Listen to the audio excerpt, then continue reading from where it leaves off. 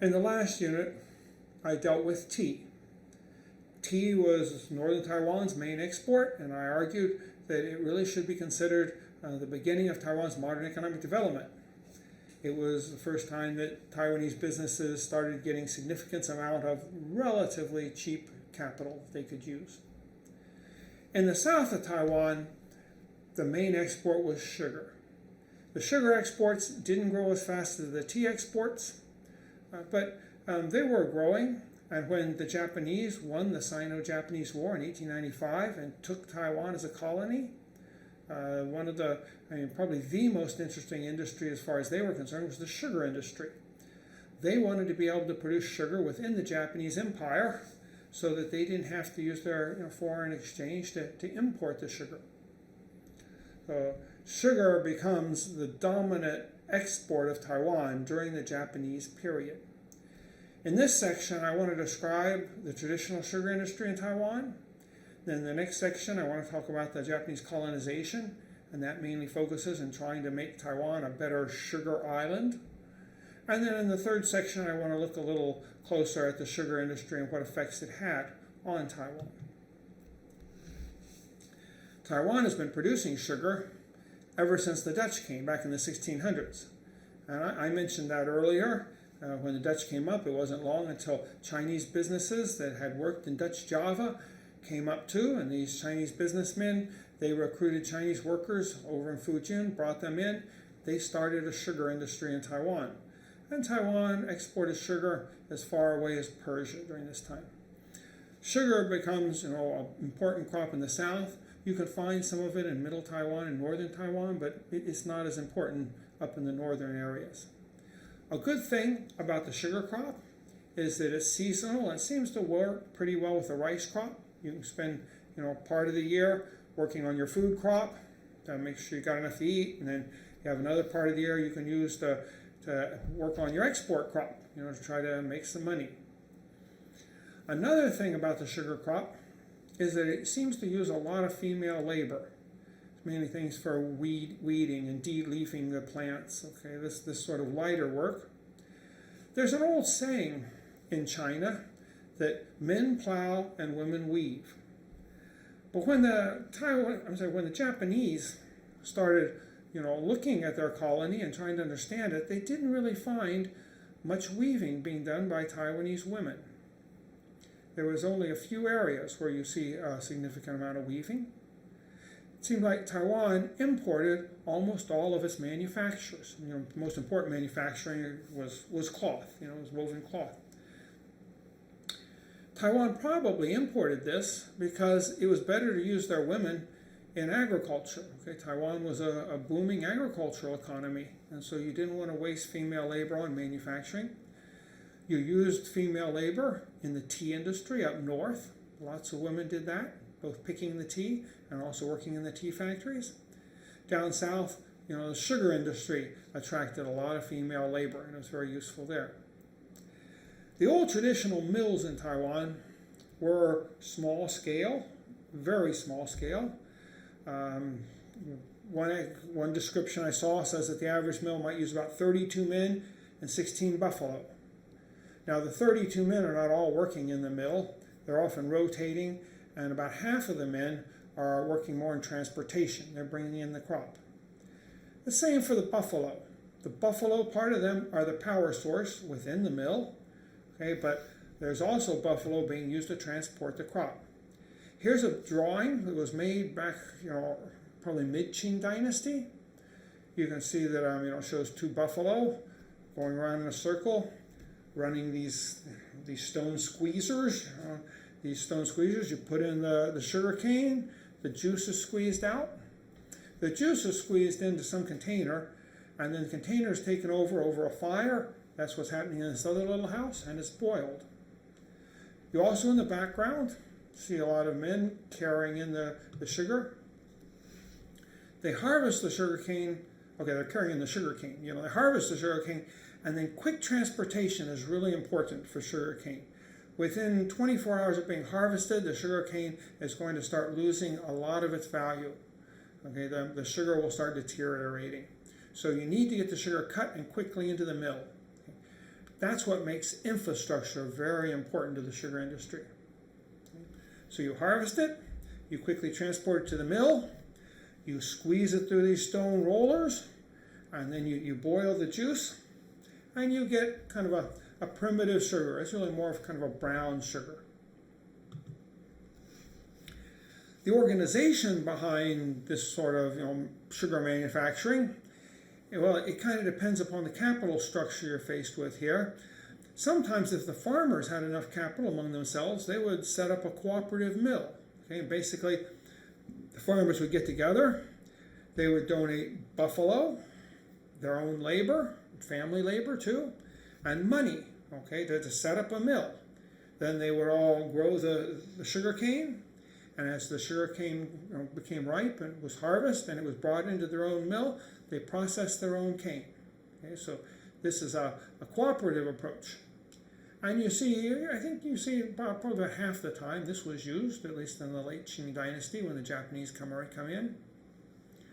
On the other hand, though, you also see mills that are owned kind of by, I guess you'd call them small-scale capitalists. These people, they get together, they each buy a share of the company, that's the capital. They take the capital and they invest it in equipment and animals. They also can rent animals if they need them sometimes. They use the capital to pay workers. So they basically just run the mill as a business. They set it up in the countryside. Before they set it up, they have to make agreements with local farmers that they're going to grow sugarcane and they're going to allow the mill to process it. So you can do this cooperatively, or you can do it more on a capitalist basis. And Taiwan did both.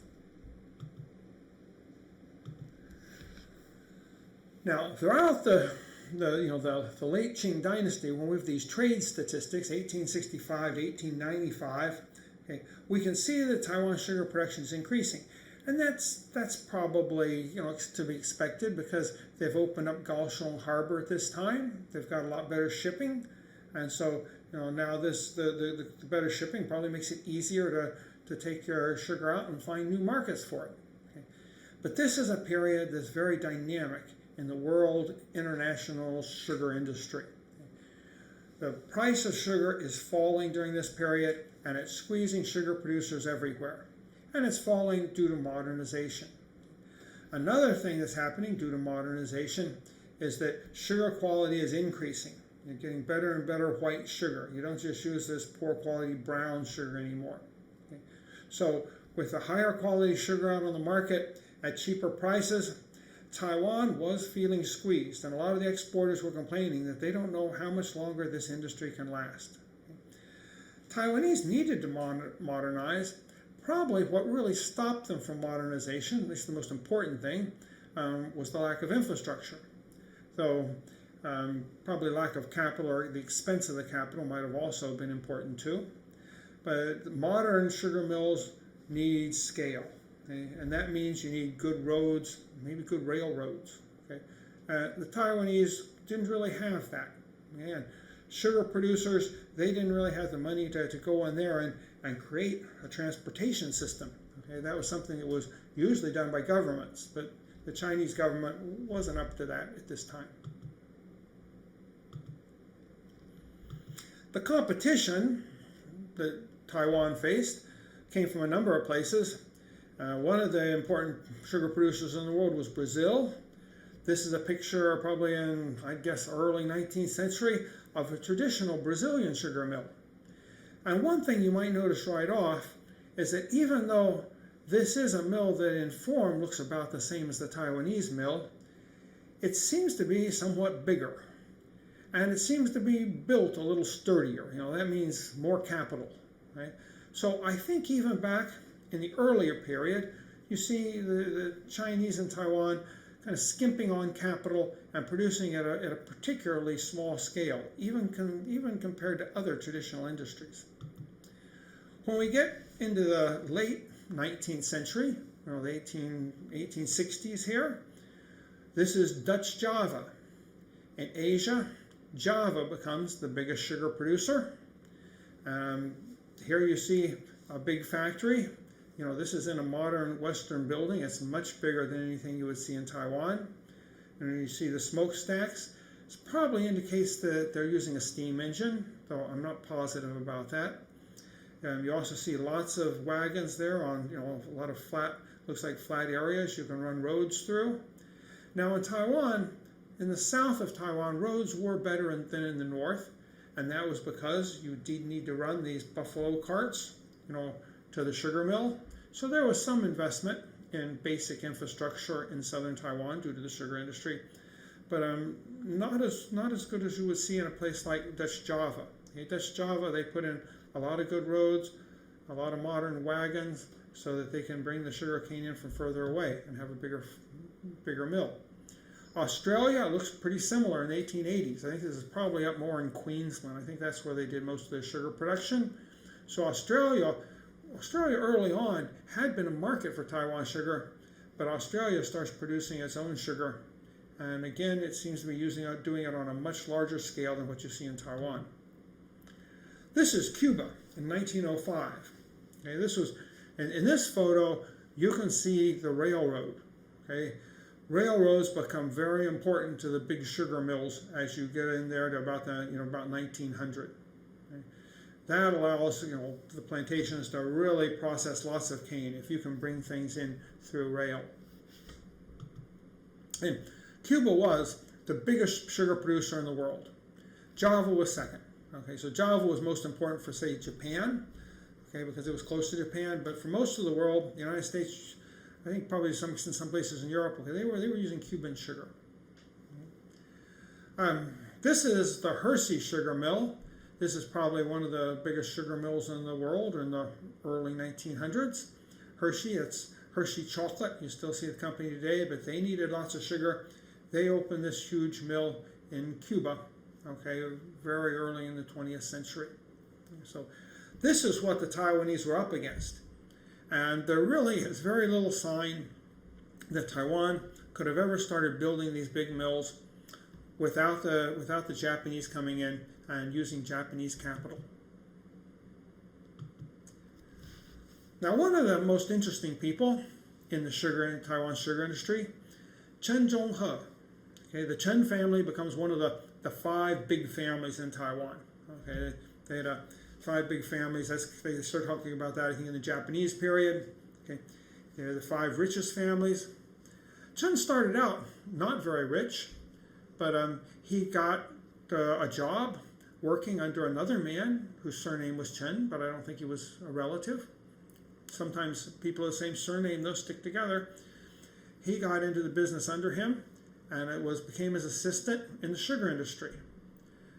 This other Chen, he had the biggest sugar company at the time, and this would be in the 1870s, 1880s. He ran it out of Kaohsiung. Okay, and he sent Chen Zhonghe up to Japan, okay, because Japan was one of Taiwan's main markets for sugar exports. So Chen Zhonghe, even before the Japanese come to Taiwan, he's been to Japan. He probably speaks Japanese. He knows Japanese people. He understands how to work with them. Okay, that really gives him a step up after 1895 when the Japanese take over. Eventually what happens, though, is this man that hired him, named Chen, he dies. His children take over the operation. They kind of want to run things themselves. They're a little bit jealous of this other guy that's worked his way, up so high in the company. And probably maybe trusted by their father as much as he trusts them. And so there's friction. Okay, Chen Zhonghe gets pushed out, but he can then start his own business, and soon his business surpasses the old Chen family business, and his sugar company is the biggest in Taiwan when the Japanese arrive. For the first few years, I think there's actually a year or two, maybe he goes back to the mainland during this period, but eventually he does make deals with the Japanese. He continues to run his sugar mills. He invests in Japanese sugar mills, and he gets his own modern sugar mill, okay, and sugar mill corporation. Gradually, the Japanese do move in and kind of take control of his sugar mill. But this isn't a bad thing for him. They pay the market price for it, and the Japanese have access to cheap capital.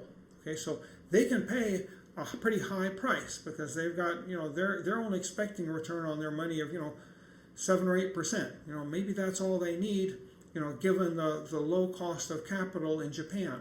Okay. Chen Zhonghe, he's more attuned to the Taiwanese society. In Taiwan, in many industries, interest rates, local interest rates are much higher. That means you can buy things and get a much higher return for your investment if you understand the local economy. And so Chen Zhonghe is really, I think, more than willing to sell out his sugar mills and control of his sugar mills, though he keeps an interest in them. And then he takes that money and he invests in things like land and real estate. Okay? He also invests in trade and in a lot of different things. Okay? He becomes a kind of a small conglomerate. And even today, the Chen family has lots of urban real estate in Kaohsiung, and they're big landlords down there. If one goes down to Kaohsiung, you can still see his house there. This is the sort of house you see that almost all of the rich Taiwanese lived in during the Japanese period. It's kind of a Japanese imitation Western mansion. I think it's open maybe a day or two a week. So this is what the sugar industry looked like when the Japanese arrived. Okay? When the Japanese arrive, they're going to completely kind of change the nature of the Taiwan economy. Okay, we'll talk about that in the next unit. They're going to change how it's governed. Then they're going to work on developing a sugar industry that can feed sugar, feed the Japanese population its sweets.